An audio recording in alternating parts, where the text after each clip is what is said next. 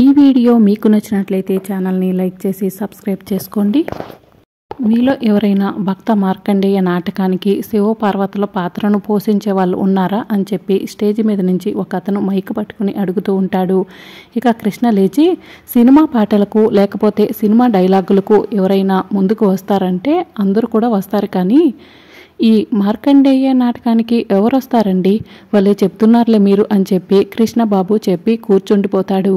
ఇక అప్పుడు నాటకంలో శివపార్వతుల పాత్రలు పోషించటం అదృష్టం అమ్మ, అలాంటి అదృష్టం ఎవరికి రాదు. ఏదైనా కోరిక కోరుకుని శివపార్వతుల పాత్రలు పోషిస్తే వారికి మంచి జరుగుతుంది అని చెప్పి స్టేజ్ మీద నుంచి అతను చెప్తూ ఉంటే అవని ఆలోచించి, బావా శివపార్వతుల పాత్రలు మనం పోషిద్దామా అని చెప్పి అడుగుతూ ఉంటుంది. మనమా అని శ్రీకర్ అడుగుతూ ఉంటే, శివపార్వతుల కథ మనకు తెలుసు కదా బావా, ఇక మిగతాదంతా ఆ పైవాడి చూసుకుంటాడని చెప్పి అవని చెప్పడంతో సరే అవని అని చెప్పి శ్రీకర్ అంటాడు.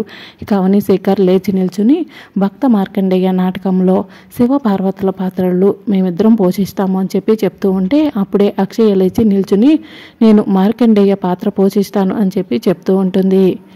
ఇక అందరూ కూడా చాలా సంతోషపడుతూ ఉంటారు. శివపార్వతుల పాత్రలు పోషించడానికి ముందుకు వచ్చిన మీకు థ్యాంక్స్ అమ్మా, మీరు మేకప్ రూమ్ దగ్గరికి వెళ్ళి మేకప్లు వేయించుకోండి అని చెప్పి స్టేజ్ మీద నుంచి అతను చెప్పడంతో అవని శ్రీకర్ అక్షయ్ని తీసుకుని పక్కకు వెళ్తారు. ఇక భక్తులంతా కూడా భక్త మార్కండేయ నాటకాన్ని చూడటానికి కూర్చుని ఉంటారు. అప్పుడు స్టేజ్ మీద నుంచి కొన్ని అనౌన్స్మెంట్ వినిపిస్తూ ఉంటాయి. భక్త మార్కండేయ నాటకం గురించి మీకు కొన్ని ముఖ్యమైన విషయాలు ముందుగా చెప్పాలనుకుంటున్నాను. అనగనగా ఒక ఊర్లో ఒక భార్య భర్త ఉండేవాళ్ళు. వాళ్ళు శివయ్యను అమితంగా భక్తితో పూజించే వాళ్ళంట. వాళ్ళకు శివయ్య ఒకరోజు ప్రత్యక్షమై ఏం కావాలి అని అడిగితే మాకు ఒక పుత్రుణ్ణి ప్రసాదించమని ఆ భార్య భర్తలు ఇద్దరు అడిగారంట. మీకు తెలుగుతేటలు ఉన్న పుత్రుడు కావాలా, తెలుగుతేటలు తక్కువ ఉన్న పుత్రుడు కావాలా అని చెప్పి శివయ్య అడిగితే అల్పాయుషుడైనా పర్వాలేదు, మంచి జ్ఞానం కలిగిన పుత్రుని ప్రసాదించమని ఆ భార్యాభర్తలు ఇద్దరు అడిగారంట. సరే మీ కోరిక తీరును కాక అని చెప్పి శివయ్య మాయమైపోయాడంట. ఆ భార్యాభర్తలు ఇద్దరికి కొన్ని రోజులకి ఒక పుత్రుడు జన్మించాడంట. అతడు కూడా దేవుడి పట్ల అమితమైన భక్తి శ్రద్ధలతో ఉండేవాడంట. అలా పుట్టిన కొడుక్కి మార్కండేయుడు అనే పేరు పెట్టి పెద్దవాడిని చేశారంట. ఆ మిగతా కథ అంతా ఇప్పుడు నాటకం ద్వారా మీరంతా చూద్దురు కానీ అని స్టేజ్ మీద నుంచి అనౌన్స్మెంట్ వినిపిస్తూ ఉంటాయి. ఇక అప్పుడు అక్షయ మార్కండేయ రూపంలో శివలింగానికి పూజ చేస్తూ ఉంటుంది. అవని శ్రీకర్ శివపార్వతుల రూపంలో కూర్చుని అక్షయ చేస్తున్న పూజను చూస్తూ ఉంటారు. శ్రీకర్ నవ్వుతూ ఉంటే ఏంటి స్వామి ఆ నవ్వు అని చెప్పి పార్వతీదేవి అవని రూపంలో అడుగుతూ ఉంటుంది. మార్కండేయ గొంతు చూడు ఎంత బాగుందో అని చెప్పి శ్రీకర్ చెప్తూ ఉంటాడు. ఇక మార్కండేయ రూపంలో అక్షయ శివయ్యకు పాట పాడుతూ ఉంటుంది. ఇక అప్పుడే యమధర్మరాజు వస్తాడు. యమధర్మరాజుకు ప్రణామములు అని చెప్పి మార్కండేయ రూపంలో ఉన్న అక్షయ్ చెప్తూ ఉంటుంది. ప్రణామములు, ఇక నువ్వు బయలుదేరుము అని చెప్పి యమధర్మరాజు చెప్తూ ఉంటాడు. ఎక్కడికి స్వామి అని చెప్పి మార్కండేయ రూపంలో ఉన్న అక్షయ్ అడుగుతూ ఉంటుంది. నీకు 16 సంవత్సరాలు నిండగానే నువ్వు నీ ప్రాణాలను వదిలేయాలి, అందుకే నిన్ను తీసుకుపోవడం కోసం వచ్చాను అని యమధర్మరాజు చెప్తూ ఉంటాడు.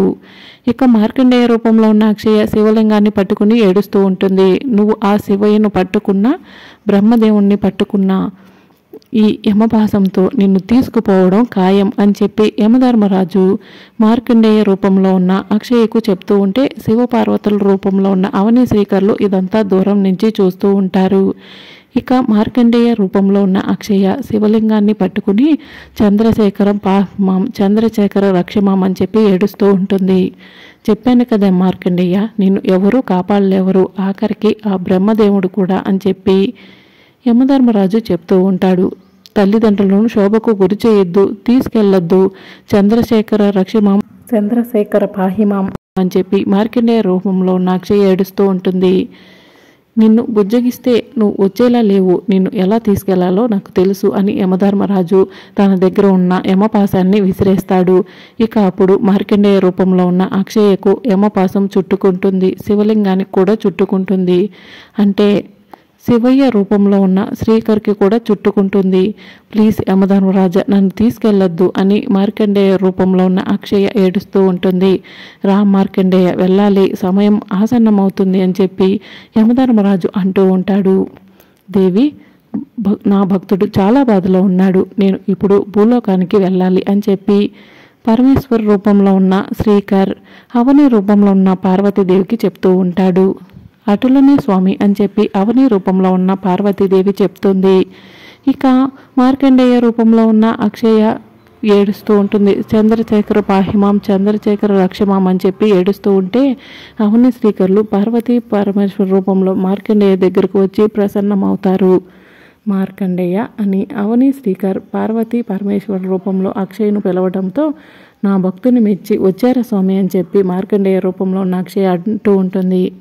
పరమేశ్వర, అడ్డు తప్పుకో, ఇతనికి 16 సంవత్సరాలు మాత్రమే ఈ భూమి మీద ఉండే అవకాశం ఉంది, ఇతన్ని తీసుకెళ్ళడానికి వచ్చానని చెప్పి యమధర్మరాజు చెప్తూ ఉంటే నా భక్తుడిని ఇబ్బంది పెడుతుంటే నేను చూస్తూ ఊరుకోనని చెప్పి శివపార్వతుల రూపంలో ఉన్న అవని శ్రీకర్ యమధర్మరాజుకు చెప్తూ ఉంటారు.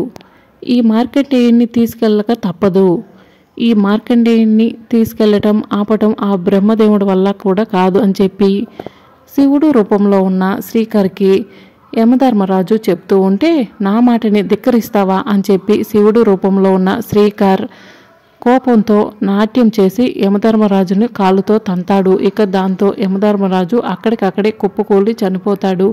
నా భక్తుల జోలికి వస్తే నేను ఊరుకోను మార్కండేయ, నీకు పూర్ణాయుస్సు ఇస్తాను అని చెప్పి శివుడు రూపంలో ఉన్న శ్రీకర్ అక్షయను దీవిస్తాడు. నీకు ధన్యుని స్వామి అని అక్షయ మార్కండేయ రూపంలో అవని శ్రీకర్కు చెప్తూ ఉంటుంది. కథ అందరికీ అర్థమైంది కదా. శివయ్య తన భక్తులను ఎప్పుడు కూడా ఇలానే కాపాడుతూ ఉంటాడు. అందరూ కూడా శివయ్యను కొలుస్తూ ఉండండి అని చెప్పి స్టేజ్ మీద నుంచి అనౌన్స్మెంట్ వస్తూ ఉంటుంది.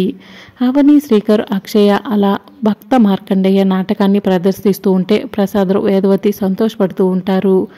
ఇక మరోవైపు సిద్ధేశ్వర స్వామి ఓం నమ శివాయ అంటూ యాగం చేస్తూ ఉంటారు. అవని శ్రీకర్లు సిద్ధేశ్వర స్వామి దగ్గరకు వస్తూ ఉంటే నిహారిక కృష్ణలు అవని శ్రీకర్ని ఫాలో అవుతూ ఉంటారు. వాళ్ళపైన నీకు ఏం అనుమానం వచ్చింది బంగారం, వాళ్ళని ఫాలో అవుతామంటున్నావు అని చెప్పి కృష్ణ నిహారికను అడుగుతూ ఉంటాడు. మనం గుడికి వచ్చినప్పటి నుంచి అవని శ్రీకర్లు ట్యాబ్కి ఒకసారి పక్కకు వెళ్తున్నారు వస్తున్నారు, ఏం జరుగుతుందో తెలుసుకోవాలని చెప్పి నిహారిక అంటూ ఉంటుంది. ఇక నిహారిక కృష్ణ అవనిని ఫాలో అవుతూ వెళ్తూ ఉంటారు. అవని శ్రీకర్ సిద్ధేశ్వర స్వామి దగ్గరికి వెళ్ళగానే నిహారిక కృష్ణలు సిద్ధేశ్వర స్వామిని చూసి షాక్ అవుతారు. ఈ స్వామి ఏంటి ఎక్కడున్నారు అని చెప్పి కృష్ణ నిహారికను అడుగుతూ ఉంటాడు. ఏదో యాగం కూడా చేస్తున్నారు అని చెప్పి నిహారిక కృష్ణకు చెప్తూ ఉంటుంది.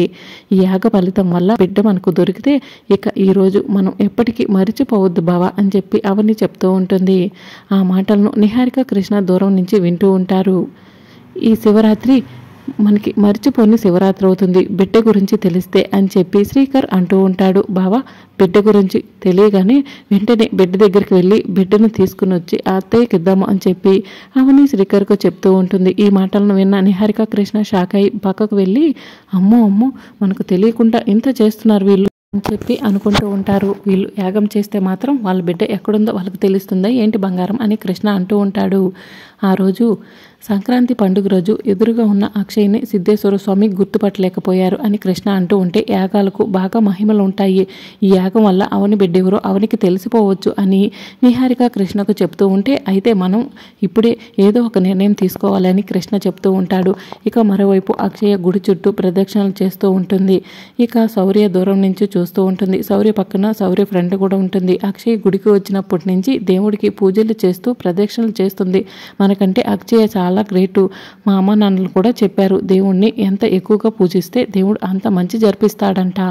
అక్షయ చదువుకోకపోయినా మనకంటే ఎక్కువ తెలివితేటలు ఉన్నాయి, అక్షయ్ నిజంగా గ్రేట్ కదా అని చెప్పి ఆ అమ్మాయి అక్షయ్ను పొగుడుతూ ఉంటే ఇక చాలు ఆపుతావా, ఏమన్నావు, దేవుడు తన్ను ఎక్కువగా పూజిస్తే అలాంటి వాళ్ళు కాపాడతాడా, అయితే ఇప్పుడు మనం అక్షయ్కు ప్రమాదం సృష్టిద్దాం, ఆ దేవుడు వచ్చి కాపాడుతాడో లేదో చూద్దామని చెప్పి శౌర్య అంటుంది.